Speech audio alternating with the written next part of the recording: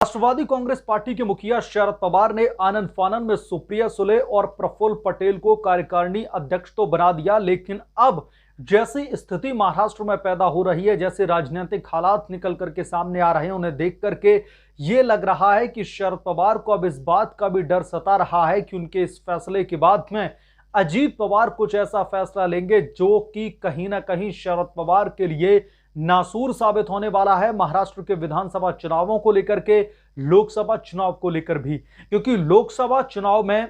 महाराष्ट्र का एक बहुत बड़ा योगदान रहता है, महाराष्ट्र की जनता का बहुत बड़ा योगदान रहता है। इसलिए अब शरद पवार अपने इस फैसले के बाद में, दरअसल राष्ट्रवादी कांग्रेस पार्टी में मैं कहूंगा कि कहीं ना कहीं ये डर का माहौल है कि अजीत पवार के किसी भी फैसले से अब राष्ट्रवादी कांग्रेस पार्टी को बड़ा सियासी खामियाजा भुगतना होगा। इसलिए शरद पवार की बेटी सुप्रिया सुले से लेकर के तमाम राष्ट्रवादी कांग्रेस पार्टी के कद्दावर नेता अब दरअसल लीपापोती करते हुए दिखाई दे रहा है। यानी कि शरद पवार की तरफ से जो घोषणा की गई है, जिसके बाद में अजीत पवार को जिस हद तक ठेस पहुंची होगी साइडलाइन करने को लेकर के, अब उसे शरद पवार के नेता कहीं ना कहीं कवर अप करने की कोशिश कर रहे हैं, कहीं ना कहीं डैमेज कंट्रोल करने की कोशिश कर रहे हैं। क्या है महाराष्ट्र से बड़ी खबर, क्यों राष्ट्रवादी कांग्रेस पार्टी के लिए शरद पवार का यह फैसला नासूर बनने की स्थिति पर आकर के खड़ा हो चुका है, इस रिपोर्ट में हम सिलसिलेवार तरीके से जानेंगे। आपसे आग्रह है कि चैनल को सब्सक्राइब कर लें और अगर आपको वीडियो पसंद आए तो लाइक जरूर करें। देखते रहिए,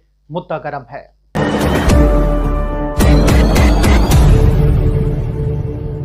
एनसीपी प्रमुख शरद पवार ने कार्यकारी अध्यक्ष का जैसे ही ऐलान किया, सुप्रिया सुले और प्रफुल्ल पटेल का जैसे ही नाम निकल करके सामने आता है, महाराष्ट्र की राजनीति में एक नया नैरेटिव चलने लगता है। महाराष्ट्र की राजनीति में एक नई सुगबुगाहट शुरू हो जाती है कि शरद पवार अजीत पवार की बगावत से बहुत ही ज्यादा खफा है। इसलिए उन्होंने सुप्रिया सुले और जो प्रफुल्ल पटेल है महाराष्ट्र के कांग्रेस अध्यक्ष राष्ट्रवादी कांग्रेस पार्टी के,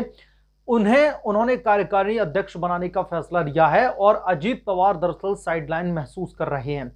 अब जब शरद पवार को अपने इस किए का दरअसल जो एहसास हो रहा है कि इससे राष्ट्रवादी कांग्रेस पार्टी पर ही बैकफायर होगा, अंदरूनी जो कलह है वो बढ़ेगी, तो अब उनकी जो बेटी हैं सुप्रिया सुले वो कवर अप करने के लिए मैदान पर उतर चुकी हैं। दरअसल सुप्रिया सुले ने यह कहा है कि जाहिर तौर पर उन्हें जो ये जिम्मेदारी दी गई है, उन्हें जो ये पदभार संभालने के लिए दिया गया है, उनकी जो रिस्पॉन्सिबिलिटीज हैं वो बहुत बढ़ेंगी, उनके कंधों पर जिम्मेदारी होगी कि महाराष्ट्र में राष्ट्रवादी कांग्रेस पार्टी को मजबूत किया जाए। लेकिन महाराष्ट्र में जो एक नया सिगुफा छोड़ा गया है कि अजीत पवार को साइडलाइन कर दिया गया है, अजीत पवार को शरद पवार की तरफ से भाव नहीं दिया जा रहा है, बगावत से डर करके शरद पवार ने इस तरीके का कदम उठाया, तो इस पर सुप्रिया सुले ने सफाई देते हुए कहा कि ऐसा बिल्कुल भी नहीं है। अब यहां पर दोस्तों एक और बहुत ही दिलचस्प एंगल निकल करके सामने आ रहा है और इस एंगल को हमें बहुत ही ज्यादा बारीकी से समझने की जरूरत है। दरअसल आपको पता होगा कि राष्ट्रवादी कांग्रेस पार्टी में ही एक ऐसा तबका है जो अजीत पवार के साथ में खुले तौर पर खड़ा है, जो रह रह करके उद्धव ठाकरे गुट के खिलाफ में, कांग्रेस पार्टी के खिलाफ में इस तरीके की आवाजें उठाता रहता है कि अगर अब महाराष्ट्र में विधानसभा चुनाव जो होने वाले हैं उसमें अगर महाविकास अघाड़ी गठबंधन विजयी होता है तो महाराष्ट्र का मुख्यमंत्री सिर्फ और सिर्फ अजीत पवार को ही बनाया जाएगा।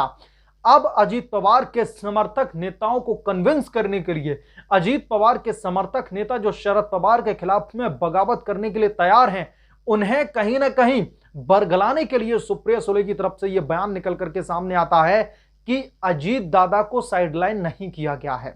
अजीत पवार के पास में